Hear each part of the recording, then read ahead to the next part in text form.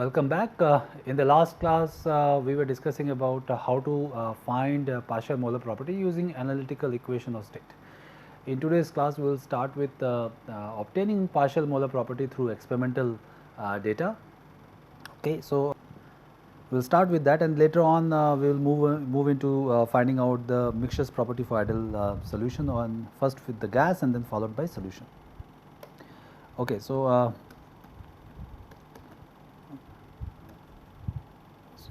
in case you have molar properties, then you can, as a function of composition, then you can find partial molar quantities from the experimental data. Okay. So let us assume that we are concerned, or we have information of a general, let us say, a property E at a given temperature and pressure. So E could be volume, could be enthalpy, or could be free energy. So this comes from your density measurement. This comes from calorimetry, and this comes from your phase equilibrium data. Okay.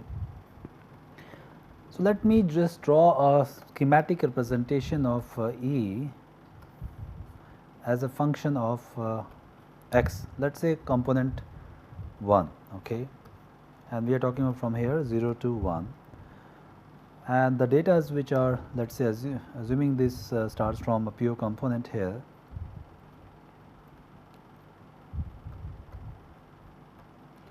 So these are the data. Okay. So let me draw a kind of a dashed line which follows this data. Okay, so our interest is to find out partial molar properties. So let me start with the definition again for E mix here, and let us consider as a binary mixture.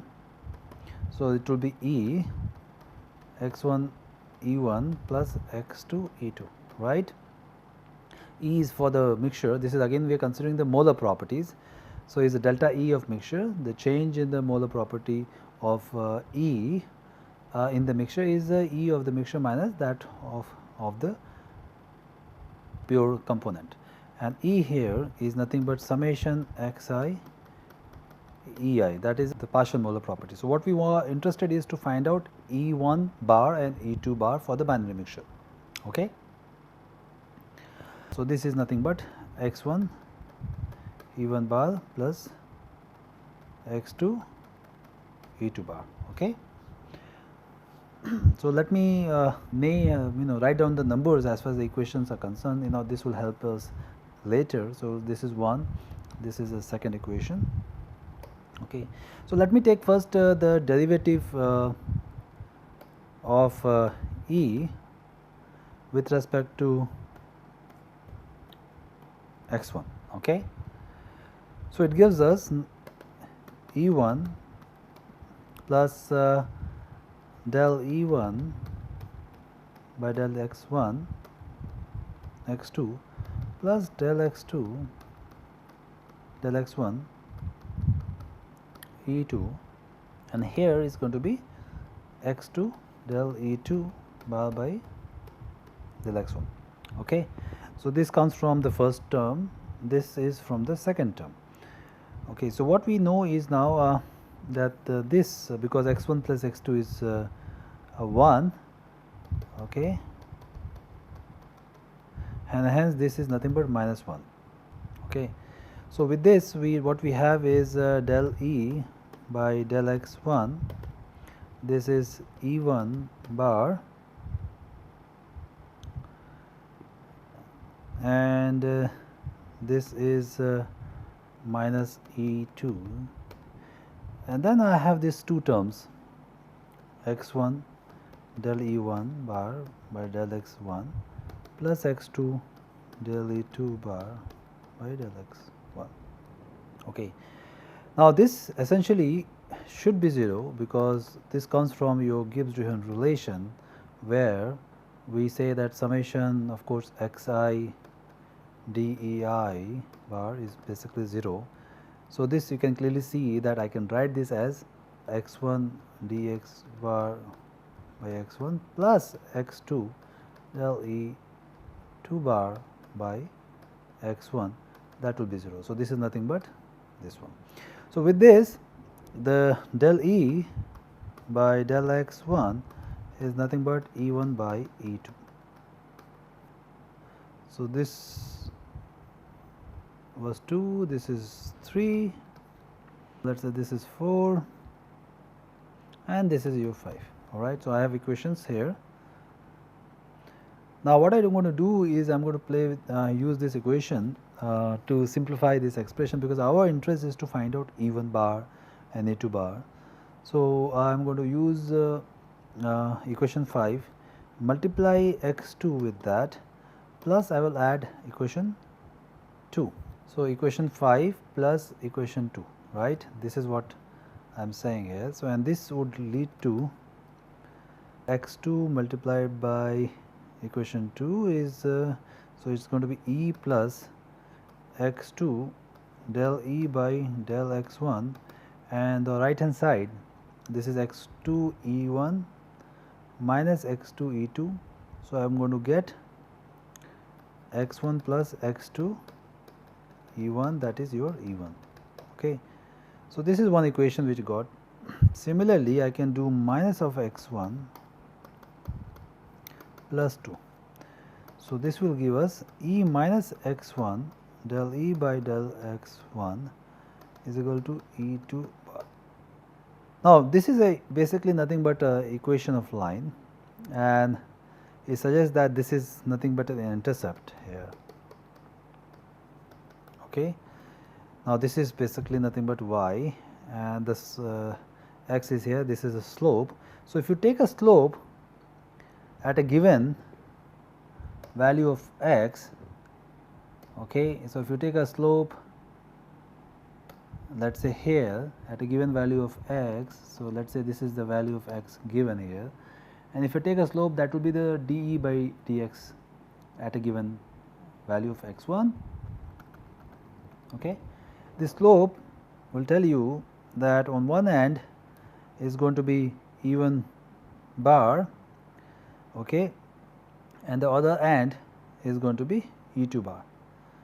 So, think about this as nothing but E is equal to x1 del E by del x1 plus E2 bar, and this is nothing but some slope plus E2 bar. Okay. So, this comes from here. So, essentially E2 bar is in the positive side. So, this is the E2 bar which we are going to get at that specific x1, and this is going to be E1 bar at that specific x1. So, this is how I am going to obtain the partial molar properties of the, let us say, E here if you have a data. So, I take a slope at a given value of x1 and we look at the intercept at both the ends and obtain the value E1 or E2 bar. Okay. Now, similar to this, if the data are available not for the molar properties, but delta of E mix, then I can use the similar kind of exercise to obtain a relation. Okay. So, similarly, if delta E mix is available or data is there,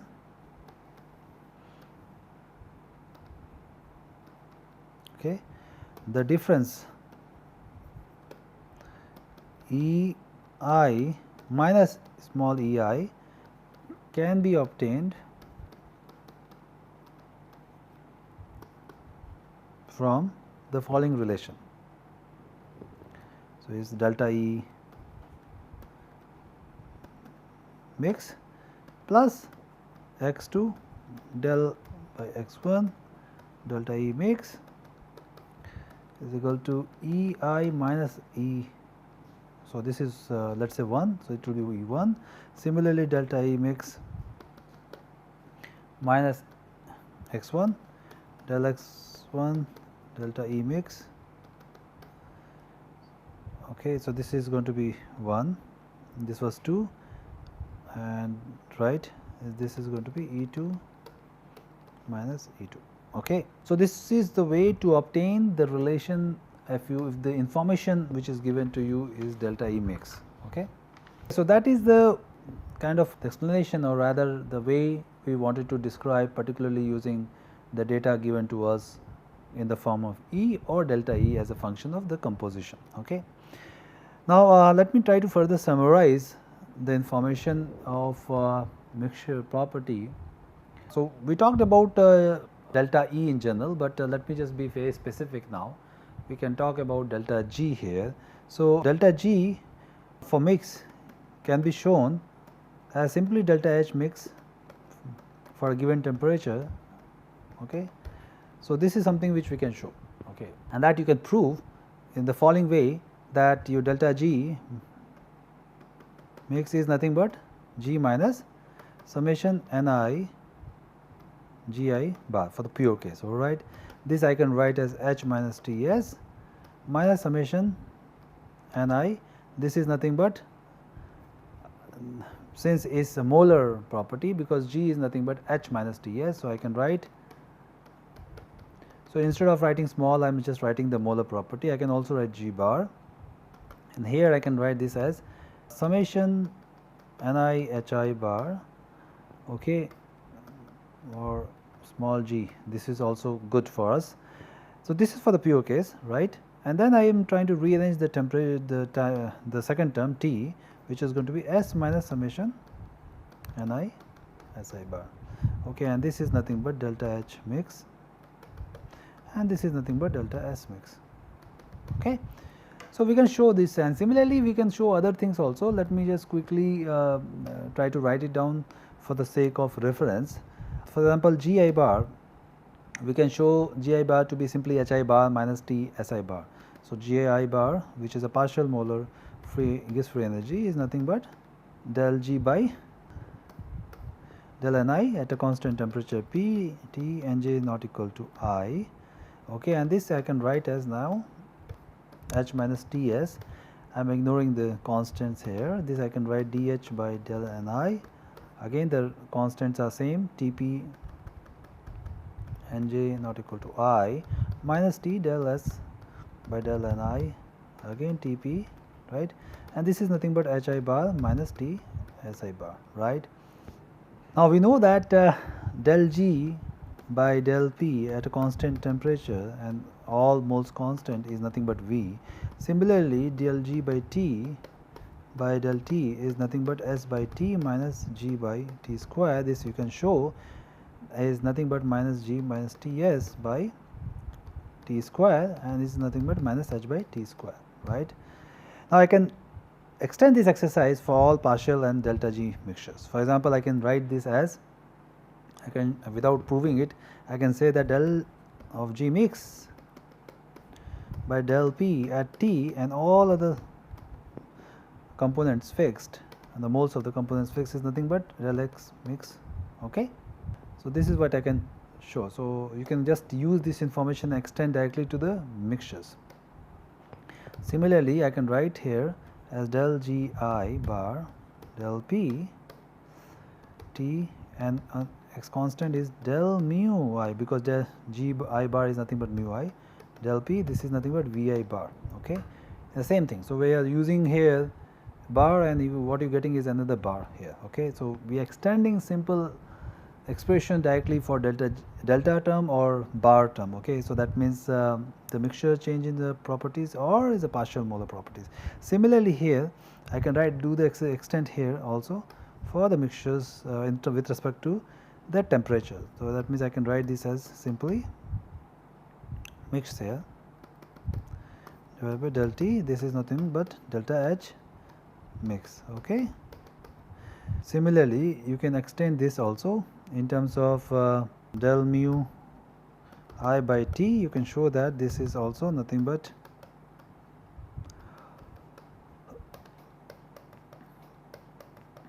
this minus Hi bar divided by T square.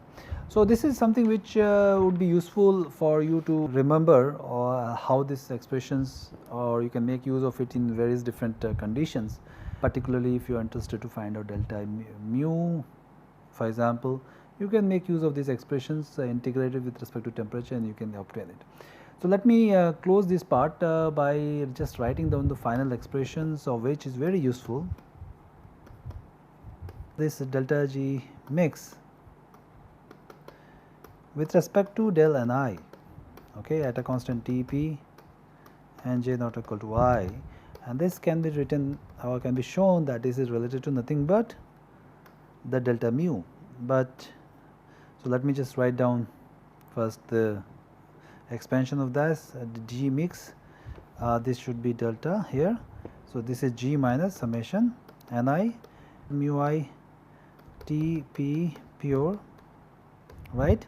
Now, I can expand this G here, but since we are interested only in Ni, I can write this directly as del G by del Ni minus simply mu I T P pure, right, and this is nothing but mu I, we do not have to use bar anymore. So, it is going to be mu I, because the partial molar property with respect to Ni, when you take the differentiation, this is not just a mu I, but for the mixtures where temperature and pressures are same, but compositions are there, minus here, that is for the case of the pure I, right. So, the reason why I am writing is to emphasize that this is nothing but the pure. Okay.